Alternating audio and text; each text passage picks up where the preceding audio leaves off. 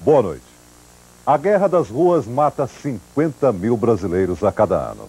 Metade morre na hora, a outra metade nos hospitais. Um número impressionante, igual ao número de americanos mortos na Guerra do Vietnã. Nesse programa, o repórter Carlos Dornelles acompanha o esforço desesperado para salvar as vítimas dessa guerra.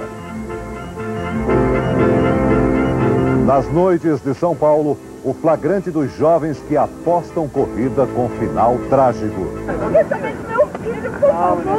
A luta para punir o rapaz que atropelou e matou os 3 filhos de um casal. Em São Paulo não há nenhum criminoso do trânsito cumprindo pena. A dor de uma adolescente diante do vídeo onde aparecem 11 amigos que morreram em acidentes no último ano. A vida, porque ela é muito preciosa. Não pode acabar assim.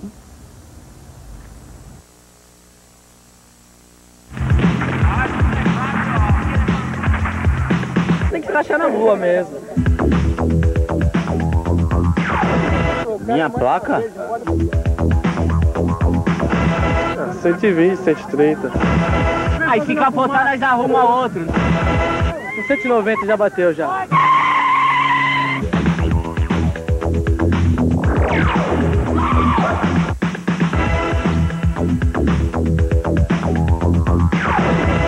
No Brasil, morre no trânsito uma pessoa a cada 10 minutos. Nós, tristemente, como sociedade, banalizamos essa quantidade enorme de vítimas. O motorista não se sensibiliza mais quando ele ouve que no Brasil poderão ser 40, 50 mil mortos por ano. Números apenas talvez não impressionem, mas por trás de uma lataria retorcida como essa aqui, tem uma história, e são milhares delas. E em cada uma, quantas vidas? 1, 2, 3? Quem são, afinal, homens, mulheres e crianças que, de repente, se transformam num número a mais nas estatísticas de acidentes?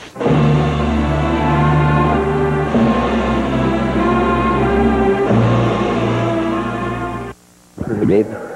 Medo, é? Você ficou com muito medo? Fiquei com medo de... sei lá. Você tá com muito medo agora? Medo de parar de andar. Você tem medo de ficar paralisado? É. Você não tá sentindo as pernas? Tô. Então você não precisa ter medo, não. Não. Nós encontramos Rodrigo numa noite de fim de semana. Uma noite de trabalho pesado para quem tem a tarefa de socorrer as vítimas do trânsito.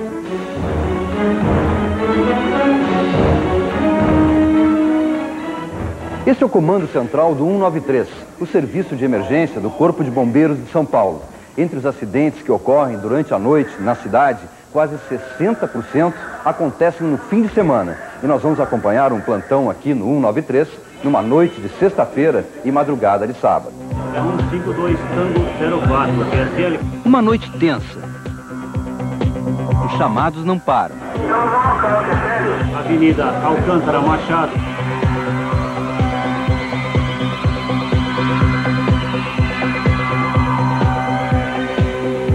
Alexandre, 22 anos, foi atropelado. O motorista fugiu. O jovem ficou abandonado na calçada. Aonde que dói? Aqui na perna, aqui. Atropelamento aonde, senhor? Avenida Alcântara Machado? Avenida Alcântara Machado.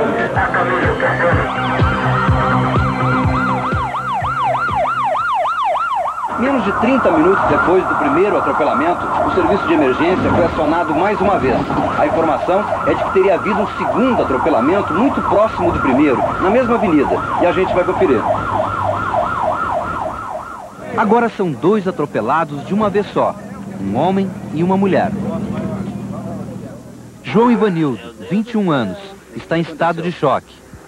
É enrolado num cobertor térmico para manter a temperatura do corpo. Na ambulância, o som é de uma noite de aflição. Ai, meu Deus do céu! Lá fora, um barulho assustador. é mais um acidente. Uma batida sem vítimas. Apenas mais um acidente. Olha o carro em cima do canteiro, por favor.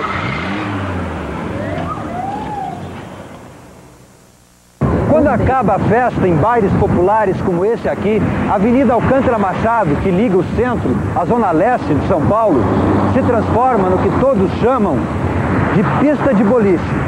Os motoristas em alta velocidade atropelam tudo que tem pela frente. Olha só, é muito difícil de atravessar aqui, mesmo a essa hora. Não há fim de semana sem tragédia no meio da rua. O motorista que atropelou o João Ivanildo também fugiu, mas ele até que teve sorte. Os ferimentos não foram graves, mas a mulher que estava a seu lado ficou ali, estendida na calçada. É muito triste ver uma pessoa morta assim, saber que ela foi atravessar uma rua e morreu. Ela é mais um número na lista dos 16 mil atropelados por ano na cidade de São Paulo.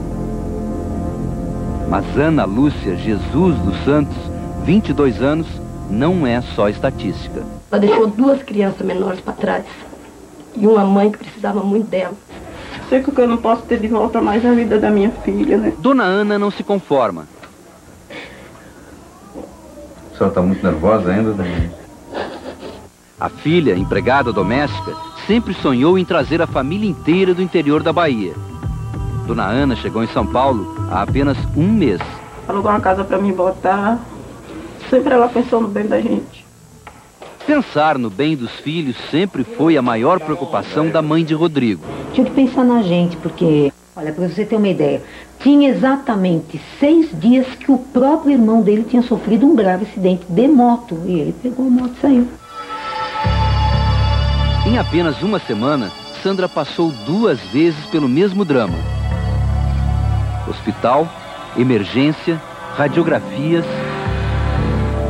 dúvidas. Então eu entrei em pânico, né? A lembrança minha é de um susto muito grande, da sensação de perda. Rodrigo sentiu na pele a dor daquela noite de sexta-feira. Na rua, a moto esmagada pelo carro. No hospital, o medo de ficar paralítico. Sei lá, bati as costas.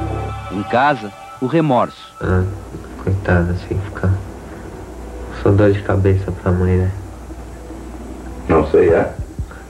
Você não estava usando capacete, né? Não.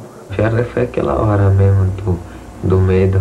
Medo de parar de andar. A gente nunca imagina o que vai acontecer com a gente. A gente acha que nunca vai acontecer com a gente.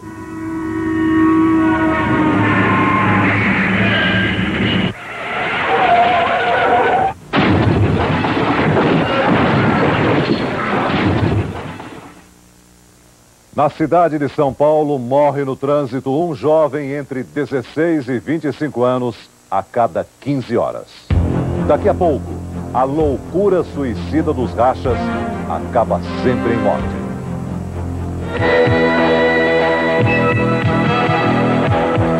Da Marquesa de São Vicente. Essa reta é uma reta de 2 quilômetros, da Praça José Vieira de Carvalho Mesquita até a Praça Dr. Pedro Coral. Motos. Rádio, radar. A polícia se prepara para o contra-ataque num outro lado da cidade.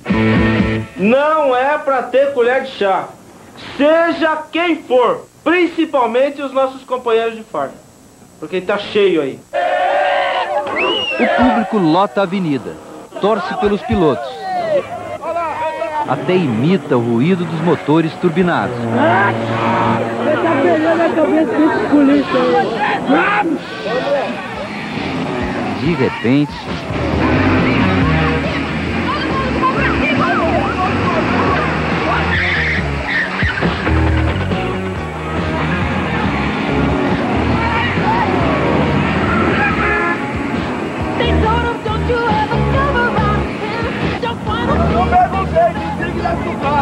É festa!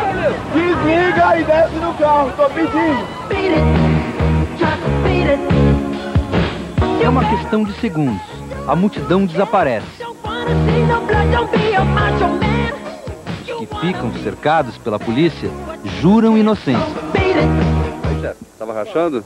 Tá nada, rapaz. Não tava rachando. Só nessa vida, não. Os carros todo incrementado aí só pra fazer barulho, né? Incrementado? Não tem nada aqui. Outros reagem. É polícia que não tem o que fazer. Não tem que fazer mesmo. Os policiais aí. Mas a polícia já tinha anotado as placas. Não tava rachando. E por que você acha que essa placa tá anotada lá? Ah, não sei. Sua placa. Deixa eu ver. Tá mostrando a relação. 11 carros foram apreendidos. Agora nós vamos conduzi-los para o distrito, eles serão autuados em flagrante por direção perigosa. Aqui, o pior foi evitado, mas em vários pontos da cidade, os jovens pilotos continuam donos da rua.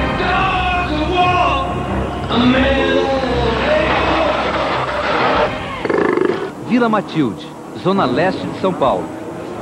Olha, eles estão se preparando. Param, vão se agrupando.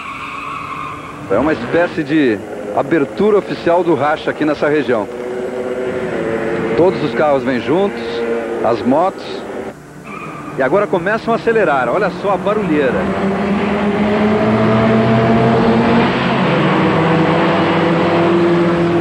Vários dos carros vêm com os faróis desligados. E numa velocidade dessas, com tudo apagado, uma avenida pouco iluminada, dá para imaginar o que é o perigo com essa velocidade aí. Passa fácil de 130 km por hora. Oi, chefe. Qual o máximo que você já colocou nesse carro, hein? Aí, não coloquei tudo ainda. Não. Mas o que foi o máximo? Sei lá, 180. 180? E até onde você vai, então? Você disse que não chegou no máximo. Ah, mas o máximo é 190, 200 e... Você ainda chega lá? Chego.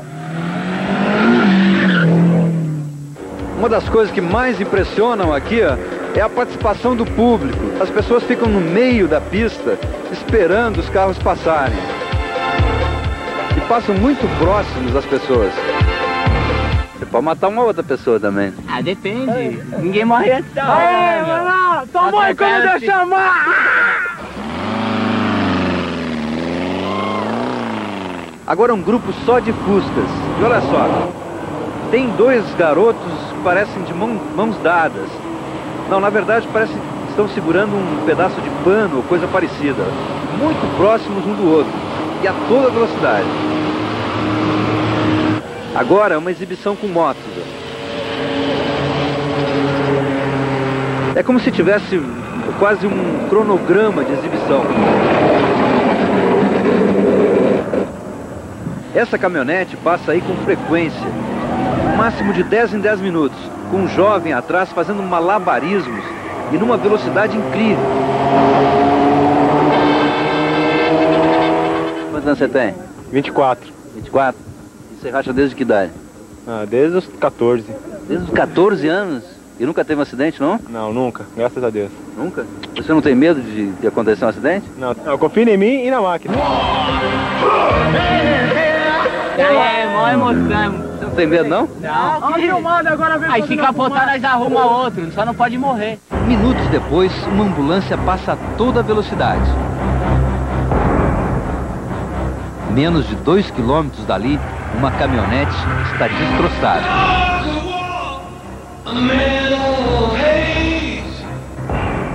3 jovens morreram na hora. Outros 3 foram levados para um hospital. Quem é o coronel? Eu quero saber do meu filho, por favor. Cobre com o teu sangue. Como no fim de um bombardeio, essa mulher procura o filho entre os escombros.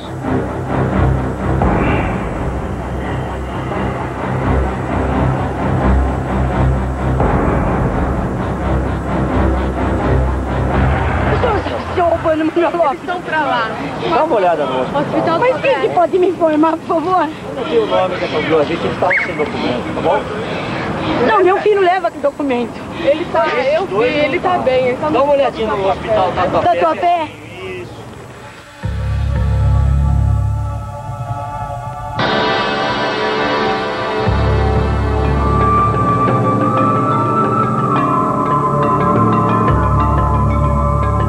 Entre os restos da caminhonete, o motor turbo ainda está intacto. é um aparato de equipamentos para desenvolver altas velocidades.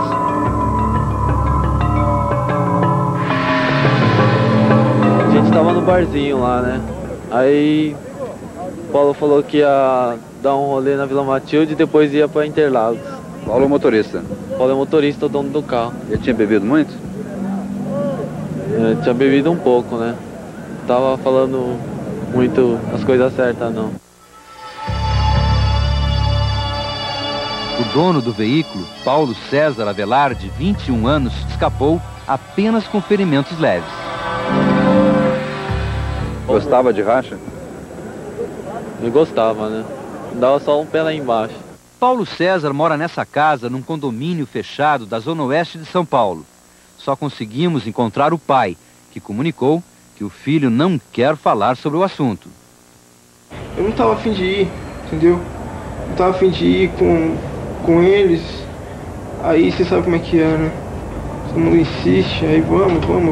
Carlos Eduardo de Oliveira teve fratura exposta numa perna e quebrou a bacia. Ele estava na carroceria da caminhonete na hora do acidente. Eu que não parava de falar, vai devagar, meu, vai devagar. Qual a reação dele? Bom, ele maneirou, depois ele continuou de novo. As imagens duras de uma noite difícil de esquecer.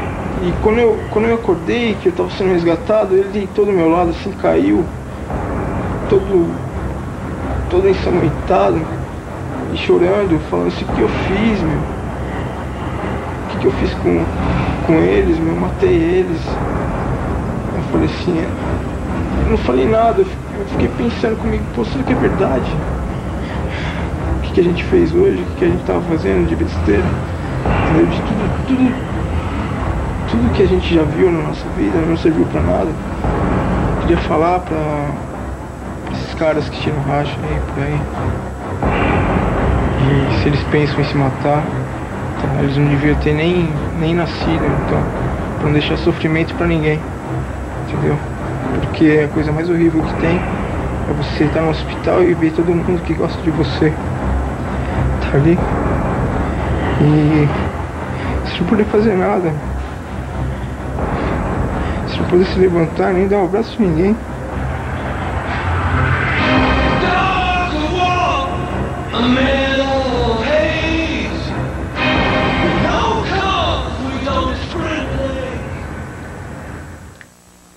A cada 2 dias morre atropelada em São Paulo uma criança de menos de 15 anos. Zilda e Eliseu perderam os 3 filhos atropelados por Vinícius Abrantes, que avançou um sinal a mais de 150 km por hora. Agora, eles lutam por justiça. Você vai ver daqui a pouco.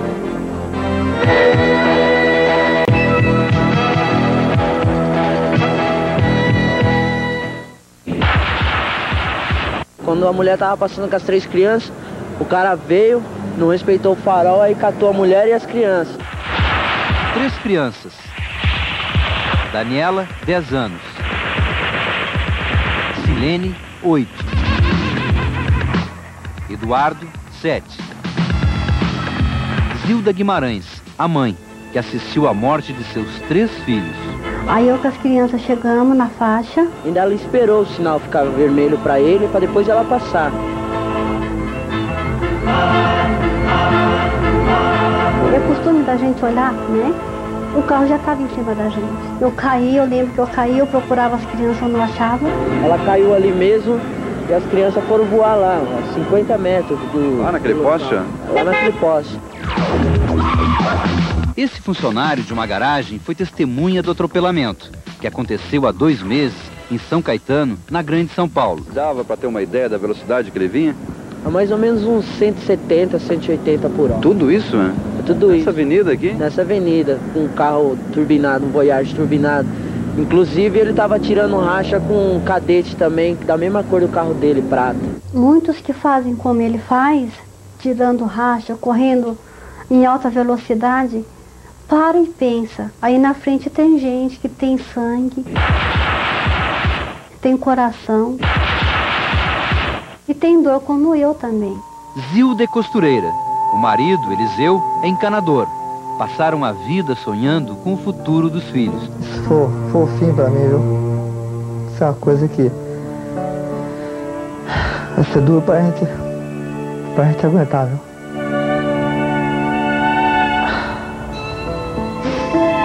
Duro de suportar numa casa tão cheia de lembranças.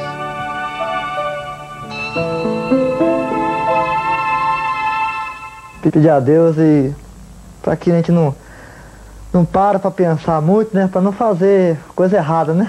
Para não sair fora de si, porque se parar para pensar, eu acho que a pessoa não aguenta, não, sai fora de si, viu? Mas o que a gente pode fazer? Felizmente, o que eu posso dizer é que o que a gente quer é a justiça, né? A justiça seja feita, né? É nas mãos da justiça que está o destino de Vinícius Costa Abrantes, o jovem de apenas 19 anos que atropelou as 3 crianças. Vinícius aguarda julgamento e não quer dar entrevistas. Vinícius, você tem esperança de ser considerado inocente?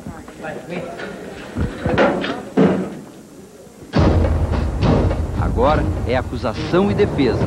Começa uma longa batalha nos tribunais. Se o sinal estava verde, o senhor vai provar também que não havia outros carros parados naquele momento no sinal? Podia até haver carros parados no sinal. O que ele me disse é que o sinal havia aberto naquele momento. E que abriu naquele momento, como ele passou com tanta velocidade? Isso é o que algumas testemunhas estão informando. Segundo as testemunhas que serão ouvidas hoje, já isso foi verificado no inquérito policial, em que ele vinha a pelo menos, as pessoas falam em 140, 120, 150 por hora. Foi involuntário, ele é uma pessoa muito boa, é um rapaz de 19 anos de idade. Infelizmente, o Vinícius foi o causador do acidente. Acidente, em hipótese alguma, como um crime doloso e qualificado. Se for levado a júri popular e condenado, Vinícius será uma exceção. Espero que sim, e que essa exceção se torne regra. A regra hoje na justiça é a pouca importância que se dá aos crimes no trânsito. A equipe do Globo Repórter percorreu delegacias, varas criminais e Instituto Médico Legal de São Paulo para investigar o que acontece com os processos. Escolhemos um mês, agosto de 90, quando ocorreram 170 mortes no trânsito. 170 casos, quase 80% foram simplesmente arquivados.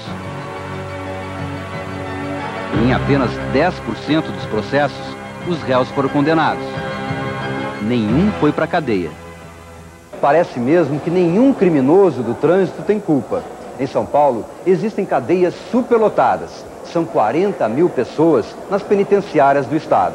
E não há notícia de uma sequer que esteja presa por ter causado mortes no trânsito. A justiça estaciona e a impunidade acelera. Aí vem eles, todos os pilotos. Mário Pini já subiu no pódio. Foi vice-campeão paulista de motociclismo. Hoje não pode mais andar. Era início de 83, 11 anos atrás. Mário Pini vinha por essa avenida com sua motocicleta. Ele ainda não conhecia um jovem que vinha de carro na direção contrária e fazia uma conversão proibida aqui, como esses motoristas estão fazendo. Era um carro grande, potente, dirigido por Sérgio Porto, um jovem de 17 anos.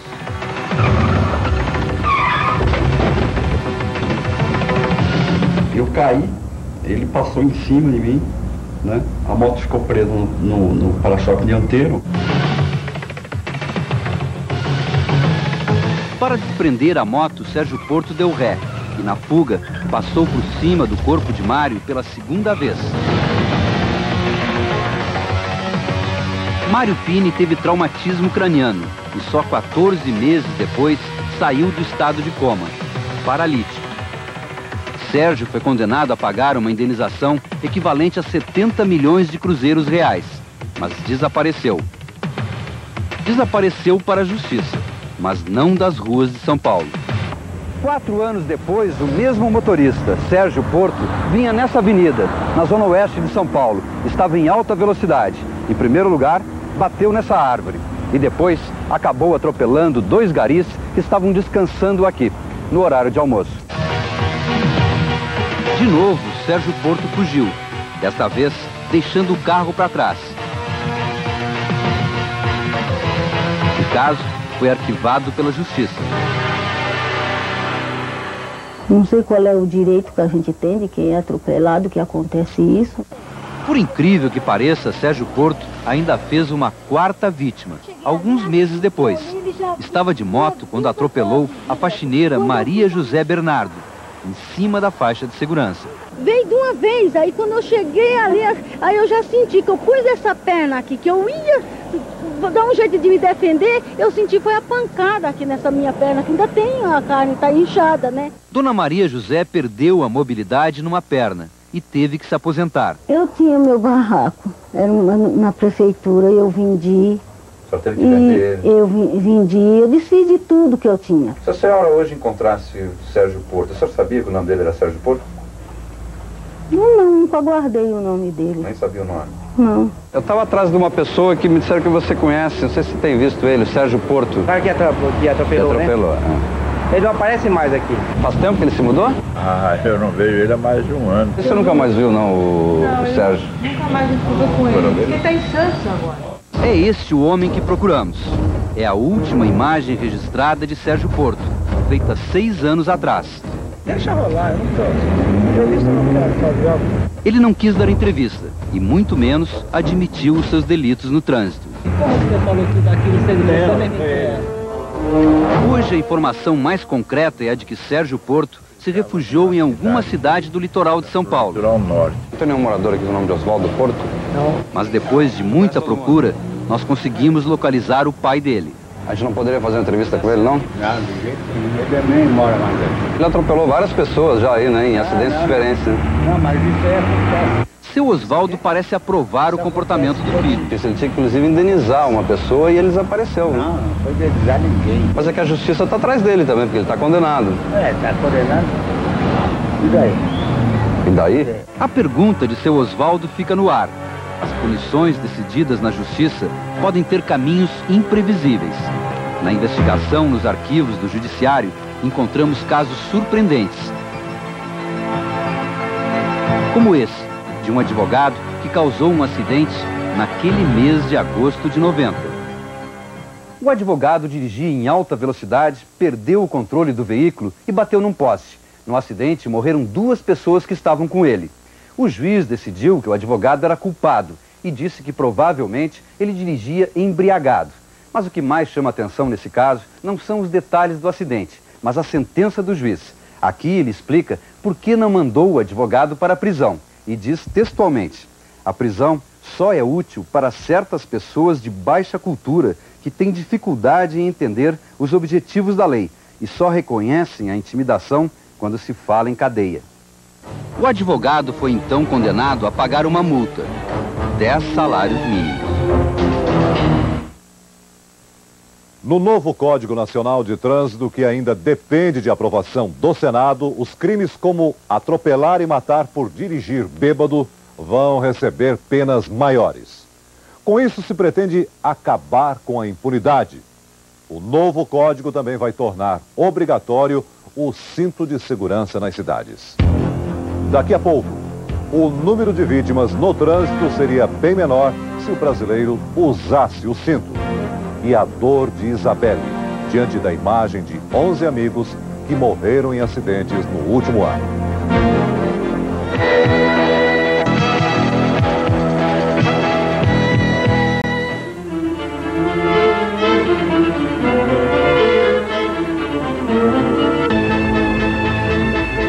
A morte de Denner quase conseguiu fortalecer o velho preconceito brasileiro contra o cinto de segurança. Um preconceito perigoso. É tão difícil você conseguir conscientizar aos poucos a população a usar um instrumento de segurança que, com certeza, diminui pela metade as mortes em consequência dos acidentes de trânsito. Esse teste aqui é feito numa velocidade de apenas 9 km por hora. Mesmo assim, dá para se ter uma boa ideia do que acontece quando a pessoa sofre um impacto dentro do carro. Vamos lá? Pode. Vocês viram o impacto principalmente aqui no pescoço, isso a 9 km por hora. Imagina então se você estivesse a 60 km por hora, no máximo, apenas 60 km. O impacto que o seu corpo teria seria de um peso de quase 3,5 toneladas.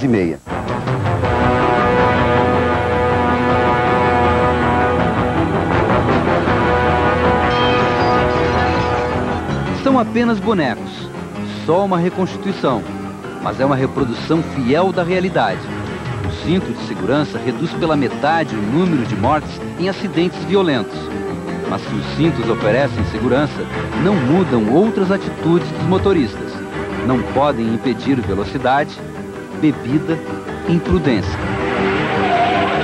Esses enfoques todos que o trânsito dá do ponto de vista da psicologia, né, que dá esse poder para o homem, ele é neste momento que ele vai tentar compensar tudo. No trânsito, o motorista vai dirigir sem a sua persona, tá? Ou seja, sem as máscaras. Tirando a máscara, surge claramente a figura de um guerreiro. É o egoísta, que é aquele que luta mesmo, tá? Ele compete com todo mundo, é aquele que costura, tá? Que vai, por exemplo, na 23 de maio, ele vai mudando de faixa, vai tirando finas das pessoas para chegar mais na frente. Outro combatente das ruas, o rei. É a sensação de superioridade, de poder. É ele que faz as leis, ele que faz as regras. Como rei, ele é a autoridade máxima, né? Ele pode tudo, o outro não. Mas a rainha também divide essa coroa. Assim como o rei, ela também se sente superior. Ela para na fila dupla para pegar ir numa boutique. Ela atrapalha no dia a dia, ela irrita. O padrão é o comportamento agressivo do motorista. No trânsito, eu posso correr. No trânsito, eu estou protegido pelo carro, que é uma armadura. Armadura e arma na mão. Renato Yamamoto não teve nenhum escudo para se proteger no dia em que foi atropelado, em cima da calçada. Perdeu uma perna e a vontade de viver. Tanto que eu não podia nem almoçar com a faca, eu me matava. Porque me senti nada. Renato ainda guarda todos os registros do pior dia de sua vida. O boletim de ocorrência é de 7 anos atrás. No álbum, a memória de todas as etapas de sua luta. Longos anos na busca da reabilitação.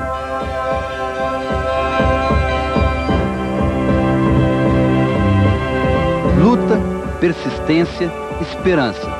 Tinha receio de ir para a piscina novamente, que eu nadava antes do acidente, né? É uma conquista nova, é uma recriação do mundo que você perdeu. Num hospital como esse, os pacientes tentam superar marcas profundas. É um reaprendizado. O hospital tem condições de atender a mais de 600 pessoas. Quase a metade dos pacientes são vítimas de acidentes de trânsito. A grande maioria são jovens, na faixa de 20, 30 anos. É doloroso, como eu te disse, é frustrante para o médico. É doloroso o cenário de uma guerra sempre sangrenta. É frustrante admitir que o exército de mutilados vai continuar a crescer, deixando para trás o desespero dos que perderam.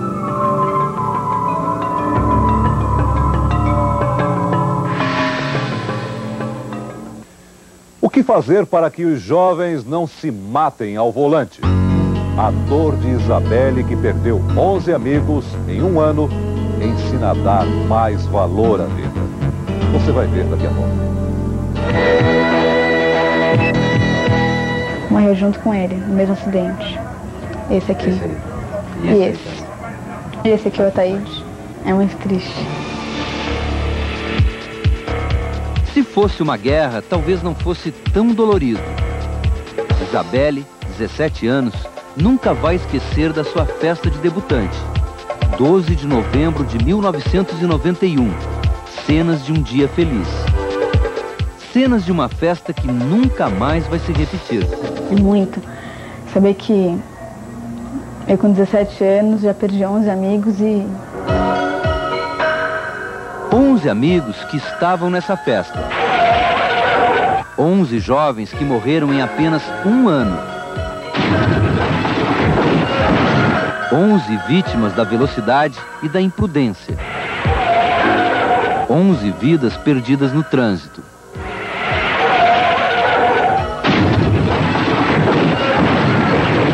Se fosse uma guerra, não teria doído tanto. O primeiro sentimento, quando eu vi ali o corpo do Ricardo naquele carro, foi de perplexidade, da falta de sentido da vida, né? Uma vida que a gente vinha ajudando a formar, acabar de maneira tão estúpida. Antônio Altaide, engenheiro, 48 anos, pai. Nós cumprimos o nosso dever de pais. Pai de Ricardo, um dos personagens daquela festa. Nós conversávamos muito sobre esse assunto com o Ricardo. Jovem, bonito e com todas as chances de sucesso pela frente. A gente fez isso tudo, mas a gente fracassou.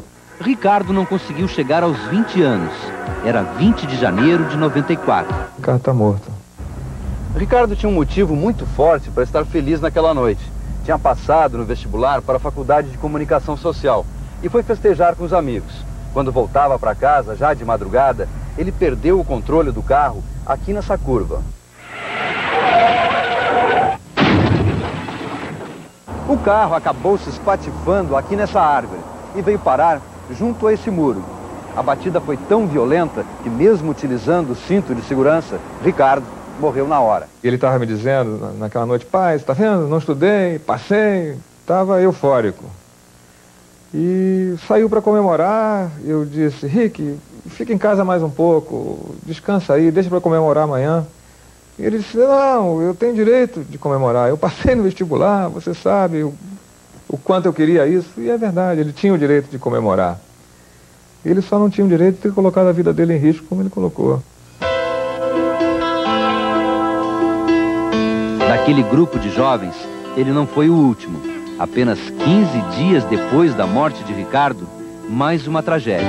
Esse que está aparecendo é o que teve o último acidente. Morreu num acidente também? Acidente de carro. Era um muito amigo meu, era muito grudado. Para seu melhor amigo, dedicou um poema. Sem querer, você pediu licença e partiu. Momentos marcantes ficam em nossa mente. Seus gestos concretos e o azul de seus olhos ficam estampados no meu coração. Eu seria capaz de me afundar nas profundezas da terra esplêndida para encontrar seus toques sensíveis que acariciariam meu rosto marcado pela tristeza de não ter você ao meu lado. Mas tenho certeza de que você está brilhando aí em cima, como se o sol te aquecesse no brilho de todas as manhãs e te iluminasse eternamente. Te amo, Isabelle. Eu queria que todos prestassem atenção no que eu li. Talvez com isso sentissem um pouco do que uma pessoa sofre ficando aqui. Se conscientizassem um pouco mais na hora de pegar um carro. Não colocar um cinto, beber, sair. Prestasse atenção um pouco mais na vida, porque ela é muito preciosa. Não pode acabar assim.